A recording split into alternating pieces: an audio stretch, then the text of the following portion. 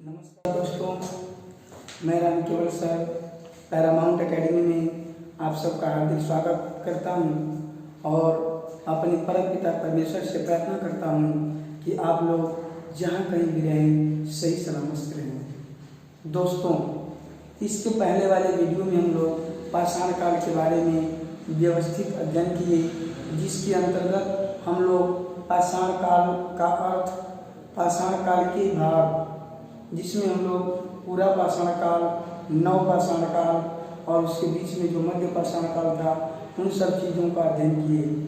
साथ ही साथ पाषाण काल के जो 3 भाग हैं वो तो पढ़े ही, लेकिन पूरा पाषाण काल के 3 भाग, जैसे निम्न पूरा पाषाण काल, मध्य पूरा पाषाण काल व उच्च पूरा पाषाण काल के बारे में भी अध्ययन किए।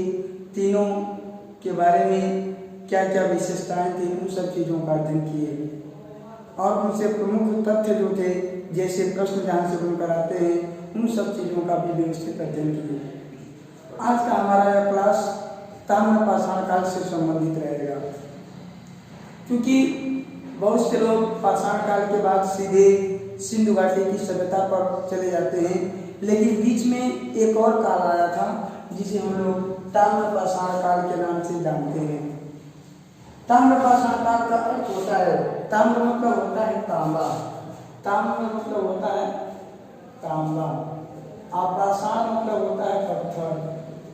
तो इसका सीधा सा अर्थ हुआ कि जिस काल में मानव पत्थर का तो प्रयोग पाषाण काल में करता ही था, लेकिन जब पत्थर के औजारों के साथ साथ तांबा का भी प्रयोग शुरू किया, वही काल ताम्र पाषाण काल के नाम से जाना जाता है। कोई पूछे ताम्र पाषाण काल का क्या अर्थ है, तो आप कह सकते हैं कि वह काल जब मानव पत्थर के साथ साथ तांबे का भी प्रयोग किया, उसे ताम्र पाषाण काल के नाम से जाना जाता है। ताम्र पाषाण काल के अन्य नाम, इसके अन्य नाम भी हैं। एक नाम इसको मिलता है चालकोलिथिक एज या चालकोलिथिक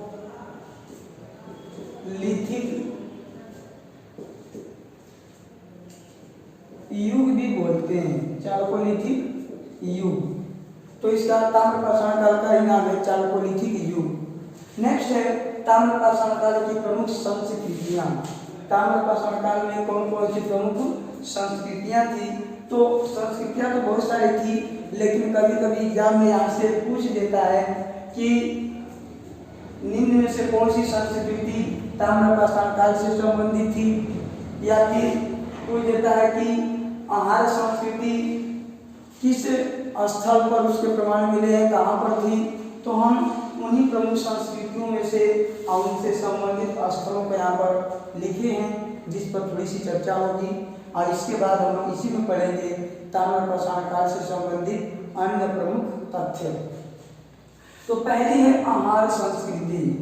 आहार संस्कृति जो है वह उदयपुर राजस्थान में पड़ता है। तो राजस्थान में एक संस्कृति विकसित हुई थी ताम्र पाषाण काल की, जिसका नाम था आहार संस्कृति। याद लीजिएगा, आहार संस्कृति उदयपुर। नेक्स्ट है कायथा संस्कृति। कायथा संस्कृति जो थी चंबल नदी के आसपास का क्षेत्र जो मध्य प्रदेश में पड़ता है, वहाँ पे ये संस्कृति विकसित थी जो ताम्र पाषाण काल से ही संबंधित थी। नेक्स्ट है सावलदा संस्कृति। सावलदा संस्कृति महाराष्ट्र में थी। उसके बाद आता है प्रभास संस्कृति।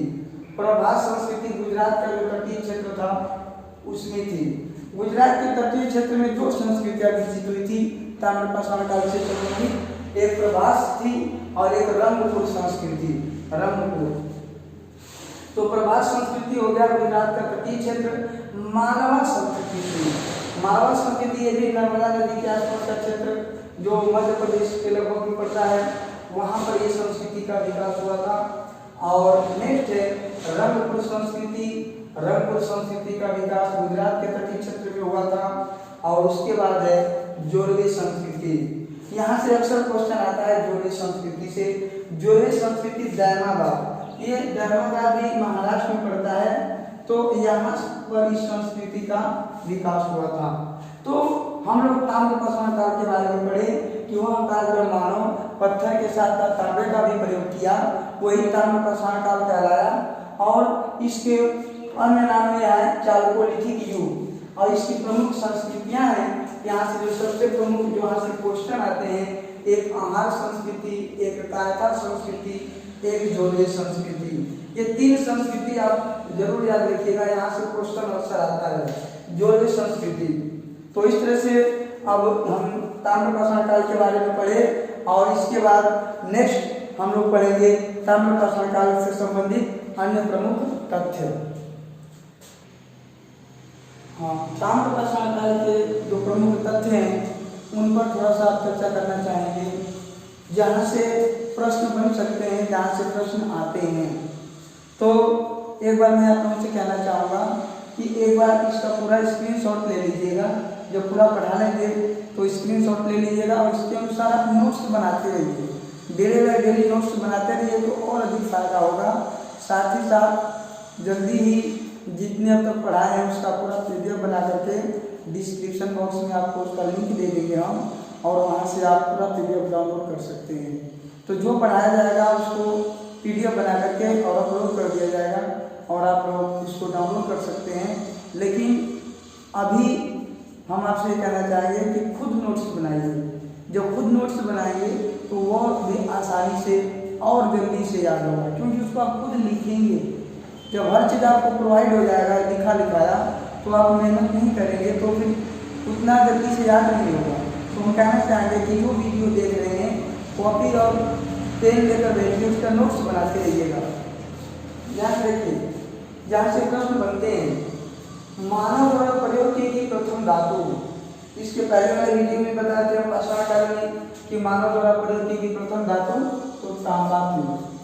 तांबा थोड़ा सा घुमा कर पूछ देता है कभी कि तांबा का प्रयोग मानव कितने हजार वर्ष पूर्व किया, कितने हजार वर्ष पूर्व किया। तो इसका सीधा सा उत्तर है लगभग 5000 ईसा पूर्व। 5000 ईसा पूर्व। नेक्स्ट है तांबा का प्रयोग मानव किस काल में किया। तांबा का प्रयोग मानव किस काल में किया। विकल्प में दे देगा पूरा पाषाण काल, मध्य पाषाण काल, नव पाषाण काल, ताम्र पाषाण काल। तो आपको लिखना होगा कि तांबा का प्रयोग मानव ताम्र पाषाण काल में किया। ताम्र पाषाण काल, ताम्र पाषाण काल में, तभी तो इसे ताम्र पाषाण काल कहा जाता है। और आप पढ़े हैं जब 5000 ईसा पूर्व किया तो पाषाण काल का कार्यकाल बताए थे हम 5 लाख से लेकर के 6000 ईसा पूर्व तक था। और यह तांबा का प्रयोग उसके बाद में हुआ 5000 ईसा पूर्व। नेक्स्ट है भारत में सर्वप्रथम ग्रामीण सभ्यता की स्थापना हुई। पूछ देता है ग्रामीण सभ्यता की स्थापना सर्वप्रथम कब हुई। तो ग्रामीण सभ्यता की स्थापना हुई थी ताम्र पाषाण काल में। ताम्र पाषाण काल ग्रामीण सभ्यता का निर्माण हुआ था। और नगरीय सभ्यता का पूछ देता है कि सबसे पहले नगरीय सभ्यता का निर्माण कब हुआ। तो सिंधु घाटी की सभ्यता, जो इसके बाद हम लोग पढ़ेंगे। लेकिन थोड़ा सा घुमा कर पूछ देता है कि सर्वप्रथम मानव के अंदर अस्थायी निवास की प्रवृत्ति कब आई, किस काल में आई। विकल्प दे देता है पूरा पाषाण काल, मध्य पाषाण काल, नव पाषाण काल, ताम्र पाषाण काल। तो अस्थायी निवास की प्रवृत्ति पूछेगा तो सीधे आप नव पाषाण काल लिखिएगा, क्योंकि मानव उसी समय घर बनाना सीखा। और जब घर बनाना सीख गया तो उसके अंदर अस्थायी निवास की प्रवृत्ति आ गई, वह एक जगह अस्थायी रूप से रहने लगा। इस तरह से नेक्स्ट है सर्वप्रथम मृद भांडों का प्रयोग किया गया। तो सर्वप्रथम मृद भांडों का प्रयोग किया गया था नव पाषाण काल में। नव पाषाण काल ध्यान दीजिएगा, यह नहीं कि हम ताम्र पाषाण काल के बारे में लिखवा रहे तो सब ताम्र पाषाण काल से संबंधित प्रश्न बस यही लिखवाना था, लेकिन हम मृद भांडों का इसलिए लिखवा दिए कि यहाँ से 2 प्रश्न बनते हैं। दोनों प्रश्न में देख लीजिए, सर्वप्रथम मृद भांडों का प्रयोग किया गया। मृद भांड क्या होता है। मृद भांड मतलब होता है मिट्टी के बर्तन। मिट्टी के बर्तन सबसे पहले मानव जो बनाया था वह नव पाषाण काल में बनाया था। लेकिन थोड़ा सा घुमा कर अगला क्वेश्चन है, ध्यान देखिएगा। सर्वप्रथम चित्रित मृद भांडों का प्रयोग किया गया। चित्रित मतलब होता है मिट्टी के बर्तनों पर चित्रकारी की गई थी, डिजाइनिंग बनाई गई थी। तो सर्वप्रथम चित्रित मृदभांड का प्रयोग किया गया तो वह ताम्रपाषाण काल हो जाएगा। क्या हो जाएगा वो? ताम्रपाषाण काल। उसके बाद नेक्स्ट है सर्वप्रथम चित्रित मृदभांडों का साक्ष्य मिला है। सबसे पहले चित्रित मृदभांड के प्रमाण किस स्थल से मिले हैं? तो जोरवे संस्कृति। जोरवे संस्कृति बताया कि डैमाबाद आपका महाराष्ट्र में पड़ता है। तो यहाँ से जोरवे जो संस्कृति थी यहाँ से चित्रित मृदभांडों का प्रमाण मिला है। नेक्स्ट है कलश समाधान का प्रमाण मिला है। कलश समाधान, तो कलश समाधान का प्रमाण भी जोरवे संस्कृति से ही मिला है। जोरवे संस्कृति यह भी डैमाबाद में है। डैमाबाद वही है महाराष्ट्र में। नेक्स्ट है आंशिक समाधान। कलश समाधान का मतलब होता है कि शव के साथ लोग जो आदमी मर जाता था तो मृतक के साथ कलश को भी दफनाते थे, तो उसी को कलश समाधान कहा जाता है।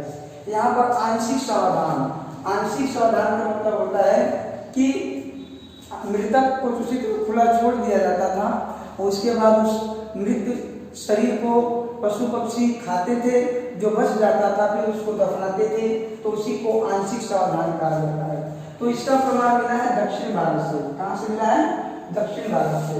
और अंतिम प्रश्न है पूर्ण समाधान का प्रमाण मिला है। पूर्ण समाधान यानी पूरे मृतक को दफना दिया जाता था तो उसका प्रमाण मिला है। यह भी दक्षिण भारत में एक जगह है नागार्जुनीकोंडा से पूर्ण समाधान का प्रमाण मिला है। तो इस तरह से आज ताम्रपाषाण काल से संबंधित प्रमुख तथ्य। ताम्रपाषाण काल किसे कहते हैं? इसको चालकोलिथिक युग के नाम से भी जाना जाता है। इससे संबंधित प्रमुख संस्कृतियां और उससे संबंधित जो प्रश्न बनते हैं उन सब चीज़ों पर हम लोग चर्चा किए और हमें आशा लेवल की पूरा विश्वास है कि आप लोगों को आज का क्लास बहुत अच्छा से समझ में आया होगा। और आप लोगों से कहना चाहेंगे कि आप इसका एक स्क्रीनशॉट ले लीजिए ताकि आप आसानी से नोट्स बना सकें। और जाते जाते हम ये कहना चाहेंगे कि अब आप लोग पूरा बढ़िया से पठन पाठन शुरू कर दीजिए और इसी तरह से क्रमशः डेली इतिहास के वीडियोज आप उनके इस चैनल पर पढ़ते रहेंगे। और यदि हमारा चैनल अच्छा लगा हो तो इसे जरूर सब्सक्राइब करें, अधिक से अधिक लाइक और शेयर करें ताकि अधिक से अधिक लोग इस चैनल के माध्यम से लाभान्वित हो सके।